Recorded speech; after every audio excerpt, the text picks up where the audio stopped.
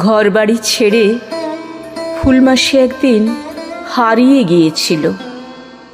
আলনায় নিয়মমাফিক গোছানো শাড়ি, ব্লাউজ, চাদর, ছোট ছাতের অলস রোদ্দুরে পুরনো থালায় সাজানো সযত্নে বানানো বড়ি, ঠাকুরের আসনে চিনেমাটির লক্ষ্মীনারায়ণ, তাছাড়াও আর যা যা ছিল সব কিছু ছেড়ে ছুড়ে ফুলমাসি একদিন হারিয়ে গিয়েছিল।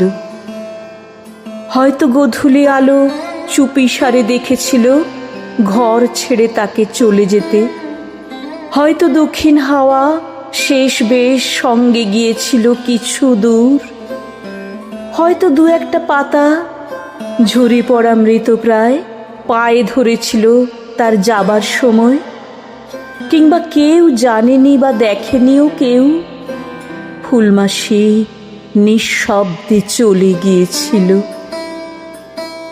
কেন যে হারালো ফুলমাসি, কেউ সেটা জানল না, যদিও ভাবল কিছুকাল অনেকেই, নানা কথা, নানা আলোচনা। আমার মায়ের অ্যালবাম। ফুলমাসি আজও ঠিক আছে, সেই যেন কবেকার ভুলে যাওয়া কোনো এক দুপুরের রোদে, দুটো বেনি টান টান, আধো সাদা ফ্রক পরা, এক মুখ খিলখিল হাসি। এখনো তেমনি আছে অ্যালবামে ফুলমাসি, একটুও বয়স বাড়েনি। বিয়ের 7 দিন পর ফুলমাসি জেনেছিল স্বামী তার অমানুষ, বিধবা বৌদির সাথে লালসার 7 পাকে বাঁধা।